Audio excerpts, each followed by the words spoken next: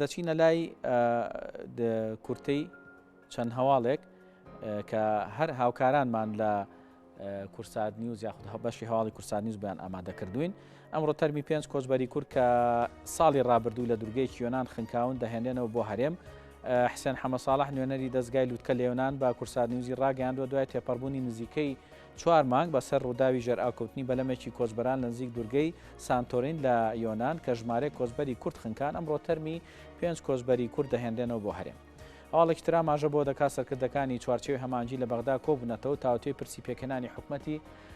عێراقیان کردو و جەختیان کردوتەوە لەسەر پابەندبوون بە هەمانجی لەگەڵ لایەنە سیاسیەکان جەختیان کردوتەوە هەوڵی تاگڕەوی و دوورخستنەوەی لایەنەکانیان لە پرۆسی سیاسی نەداوە. هەواڵێکی تر ئەڵێ لە قیسلێمانی کۆمیسیۆنی هەڵبژاردنەکانی عێراق بەردەوامە لە نوێکردنەوەی کارتی بایۆمەتری دەنگدان و پێدانی کارتی دەنگدان بۆ هاوڵاتیانەی یەکەم جارە کە کارتی بایۆمەتری دەنگدان دەردەکەن. سپاس بۆ هاوکارانم لە بەشی هەواڵ. دەچینە کۆتا تەوەری بەرنامەکە. بێگومان چەند ڕۆژێ لەمەوبەر حکوومەتی عێراق کۆمەڵێک بڕیاری دەرکرد سەبارەت بە وەرگرتنی گەرمی جوتیاران بۆ ئەم ساڵ. هەرچەندە ئەم ساڵ ئەوەی کە باز دەکرێت و لە چوارچەوەی تەوەرەکە شاباسیەکەین کە ئەو بڕیارە تا ڕادەیەک درەن دەرچووە و ئەوە لە کاتێکا بووە کە جوتیاران سەرقاڵی چاندنی بڵێن بەرهەمەکانە بوون، بەڵام ئێستاش هەر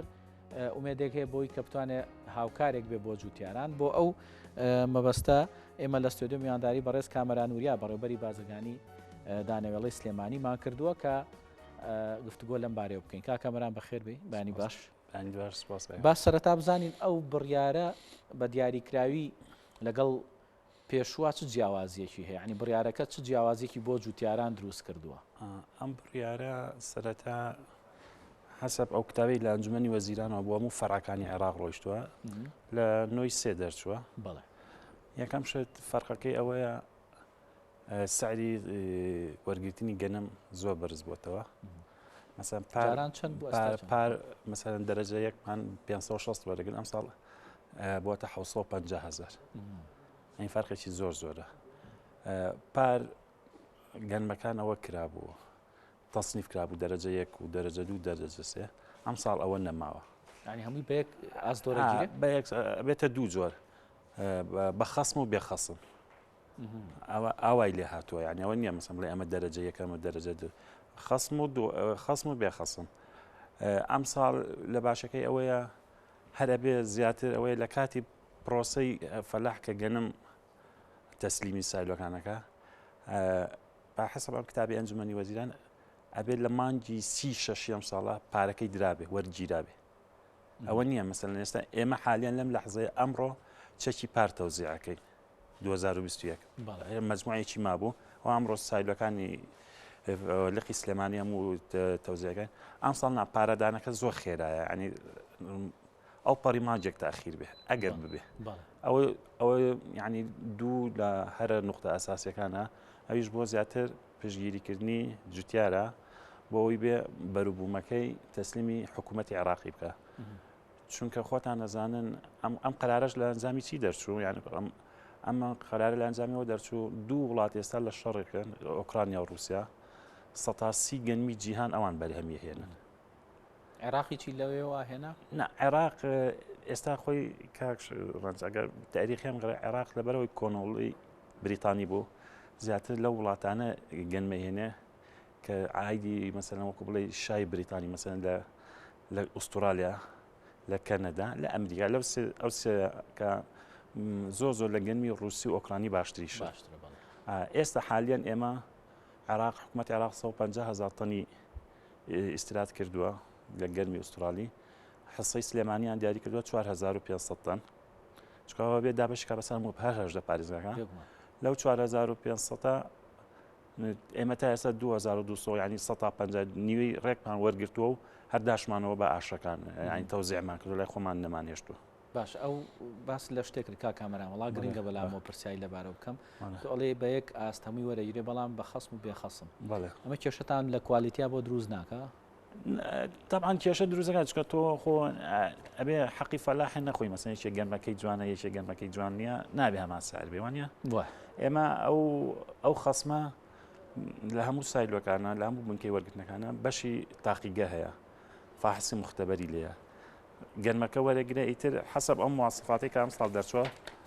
تقریبا 12 خەسم هەیە 12 خەسم ئیتر تەماشاکە مەسەن ڕێژەی مەسەن ڕێژەی ڕتوبەی چەنە ئەو ڕێژەکان دیارە لە 12 کەمتر بێ زیاتر بێ ڕێژەی شەوایب ینی مە شەوایب بە عەرەبی بە کوردی پیاڵێن بەرد و خۆڵ و خاشاک ئەمانە هەمووی نزبەی هەیە تا نزبەیەکی محدد ئۆکەی مەسەن ئێستا بۆ نمونە یەک نمونە وەرگرین شەوایب ئەڵێ تا 14 بێ ئاساییە بەس لە 14 زیاتر بوو سەتایەکی مەبلەغەکەی لێداشکێنن بەڵێ ینی خەسمە هەر هەبووە و بێزگەن ئەمە خەسمێکی دایمیش هەیە ئەمە عیلاقی بە گەرمەکەونیە 103 ئەم 103 چۆنە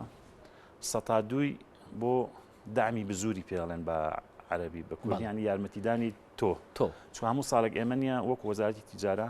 تقریبا 3 میلیارد 4 میلیارد تا حسب کەمی گەرمەکە ئەدەین بە وەزارەتی کشتتوکاڵ بۆ پەرەپێدان و ئابحاس لەسەر بەرهەمهێنانی نوعی گەرمی تازە و بۆ حوسە بۆ حوسە دامی بزوری پێڵێن سەتایەکێکیشی لێ بڕێ ئەوە بۆ مەساریفی وەزارەت خۆیەتی مەسەلەن ئەو هەموو مۆزەفە ئیفادات و مەسەلەن کڕینیشت و ئەو شتانە باش ئەو سیارەی کە دیاری کراوە بۆ ئەو نرخی دیاری کراوە بۆ کڕینی گەنم ئەتوانێت ڕکابەری بازاری ڕەشکە بەڵێ بەس بۆ برادرە جوتیارەکان ئەم سعرە قابلی زیاد بوونە تا قابلی هەیە تەنی تا 900,000 بڕوە بەچ پێوەرێک ئەوەکەن بە چونکە حەسب کتابەکەی ئەنجومەنی وەزیران ئەڵێ 120 ئەو سعرە 120 750کە زیاد دەکرێت ئەگەر بزانین ساری عالەمی بەرزە بێت بەرزترە بێتەوە ئەزانی بە ئەم سارە زۆر لە ساری عالەمی زیاترە چونکە حکوومەتی عێراقی کاک ڕەنج هەندێک شت هەیە ینی هەندێک ئیلتیزاماتی ئەخلاقی ماوە بەرامبەر بە خەڵک ئەزانی ینی ئەو ئیلتیزاماتە ئەوەیە مەسەن تۆ حکوومەتی عێراقی تەنێک کە بە 750,000 کڕێ لە فەلاحیەکرێتەوە خۆی ینی بە ئەوەیەکی زۆر ینی دامێکی زۆر مداعمە یان ساریشی زۆر متاعمە ئەزانی مەسەن ئێستا لە وڵاتان تەنی ئەم دوێنێ ئاخری جارەوەم کرد مەسەن تەنی گەرمی ئەمریکی تقریبا 370 بۆ 400 دلارە ئەگەر 400 دلاریش بێ اینجا 600,000ەکە ئەزانی بەس ئەو لە جوتیار یەگەڕێتەوە بە 750,000 زانی ینی $100 زیاتر $100 زیاتر ئەمە چیە بۆ دامە یعنیمە التیزاماتێکی دەوڵەتە بەرامبەر هاوڵاتیەکانی بەرامبەر پێشخستنی ئەو بوارەی کە بەڕاستی شعبی عێراقی پێویستی پێێتی کاگڕەن شتێکی تر هەیە زۆر گرنگە ئەم مەسەلەی گەنمە بەشێکی زۆری محافەزاتی جنوبی وەسەط و ئەوانە بەشێکی زۆری احتیمادیان لەسەر ئەوەیە بایعی ئەو ئاردەی بایعی لێ بەڕاستی یعنی عوائل بەشی زۆری وەکو شارەکانی هەرێم نییە ینی شارەکانی هەرێم ینی خۆتە زانی دیاردەی نانکردن لە ماڵەوە ئەوانە کەمترە زۆر کەم بۆتەوە ینی ئێستا من زۆر جار لە خەڵکە پرسم بەشە ئاردی بایعیت ئەڵی وەڵاوە 3-4 ساڵە ئاگام لێ نییە هەر یەکسەرە ئیفرۆشێتەوە ئەزانی بەس لە جنوب و لە وەسەط و لە چکۆم مناطقە ئەوانە نان زۆرەکەن ئەوان لەوێ ئاعتمادێکی زۆر لەسەری و حکوومەتی عێراقی کاکە ڕەنجەیەکێک لە برارەکان تیشی ئەم ساڵ 125 بودجەی خۆی بۆ 3 وەزارەت دەرخان کردو وەزارەتی زراعە وەزارەتی بازرگانی وەزارەتی سەرچاوە ئاویەکان کە ئەم 3 وەزارەتە پەیوەندیان بە وەکو پێڵن سەبەتەی خۆراکی پەیوەندیان بێکەوە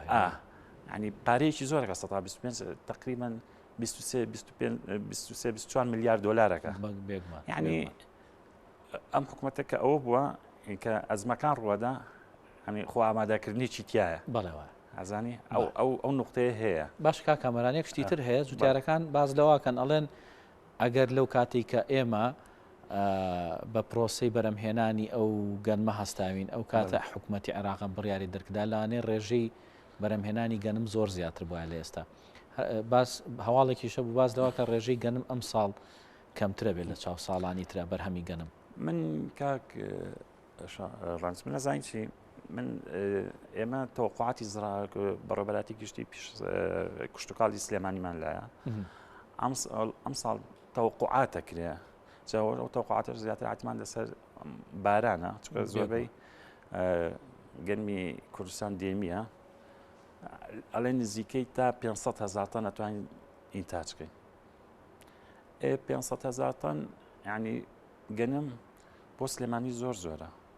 چکە سلێمانی بەراورد بە پار زیاترە یا کەمترە ناخۆی ئەوە تەوقعاتە بەس ئەو فعلی نییە 500,000 لەوانێ بێتە 300,000 لەوانێ بێتە 250,000 تەوقعاتیان وایە حسب ئەو داتایانەی کە مەسحیان کردووە لەسەر جوتیارەکانەوەی چەندی چاندۆ چەند ئەڵێ تەوقعاتمان ئەوە نیە بەو شەرتەیە گەر یەکی لە شەرتە هەرە سەرچیەکانەوەی بارودۆخی کەش و هەوا یارمەتی بێنی باران ببارێ بەڵام ئەمە لە پێداویستی سلێمانی زۆر زیاترە چکە هەر شارێک و ساڵانە ئێستا ساڵانە سلێمانی پێویستی بە 230,000 تەن هەیە 230,000 تەن گەنم هەیە بۆ ئەوەی ئاردی 2 میلیۆن کەس لە دایری تەختیتی بەغا دانیشتوی سلێمانی تقریبان بە 2 میلیۆن کەس حساب کراوە ئەم 2 میلیۆن کەسە پێویستیان بە 230,000 تەن هەیە لە گەنم بکرێ بە ئارد و مانگانە بە 10 بەش چکە هەموو مانجێک نییە ئەو بۆ ئاگاداری هاوڵاتیان حەسەی ئارد ساڵانە 10 حەسەیە 12 نیە ئەو دەیە پێویستی نزیکەی بە 230,000 تەن هەیە هەر نەفرێکیش 9 کیلۆ ئاردی بەرەکەوێت بەڵێ ئیتر ئەگەر مەسەن ئێستامە ئەگەر سلێمانی لەسەر حەسە بێ ئەتوانێت نەک پێداویستی خۆی ئەتوانێت لەسەر و پێداویستی خۆش لەسەر پێداویستی خۆی بە ئێستا نێرێ مەسەر ساڵانی ڕابردوو سلێمانی زۆر یارمەتی نەجەفیاوە کەربەلا یا ناسری یا گەنمی زۆری بۆ ناردووە چونکە کاک ڕەنج گەنم پەیوەندی بە حرەکەی گەنم پەیوەندی بە بەغاوە هەیە ڕاست ینی ئێمە لێرە لە سایلۆکان ناتوانین یەک گەنم لەم سایلۆ ببینە ئەو سایلۆیە ئەگەر ڕەزامەندی بەغای لەسەر دەست خۆش بکا کامەران با پرسیاری کۆتایی لێ بکەم بەزەگە بە کورتی وەڵام بیتەوە بەڕێستان کە وەکو بەڕێوەبەری بازرگانی دانیێڵی سلێمانین ئێوە وەکو سایلۆکان ئەمساڵ ئامادەکاریەکانتان چییە بۆ وەرگرتنی ئەو گەنمەی کە جوتیاران بەرهەمێنن چی زیاترتان کردو لە چاو پارا بۆی کە گەنمەکە زیاتر پارێزراوە بێ کوالیتەکەی باشتر بێ خۆی ئێمە سایلۆکان ئێمە ئێستا ئامادەکاریەکە چ یەکەم شت دابینکردنی مەوادی قڕکەرەوە لە بەغاوە بۆمانیت ئەمە زۆر زۆر چکە تۆ سایلۆیە کە گەنمی لێ وەرەگری ناو سایلۆکان گەرمن پێویستی بە ماوەی خفەیە دووەم شت کەوادرەکانمان هەمویان ئامادەن مەسەن دەوراتی تایبەتی سایلۆ تازەمان هەیە سایلۆی تازەمان هەیە لە کەلارە بەس ئێمە هێشتا تا ئێستا هەڵواسرا ماوەتەوە زۆر دڵنیانی فریاکەوی نەم ساڵ وەریگرن یا فریان ناکەین ئەجینا سایلۆکانی تر کێشەمان نییەوە وەکو من ساڵانی تر مەسەن پار لە 22 مەوسمی وەرگرتن دەستی پێکرد چ ڕۆژیشە هەموو ساڵێ مەوسمەکانی چ ڕۆژە دەست خۆش بێ سپاس بۆ بەڕێز کامەرانوریە بەڕێوەبەری بازرگانی دانیێڵی سلێمانی سپاس دەکەین ئەمڕۆ لەگەڵمان ئامادە بەخێر بێت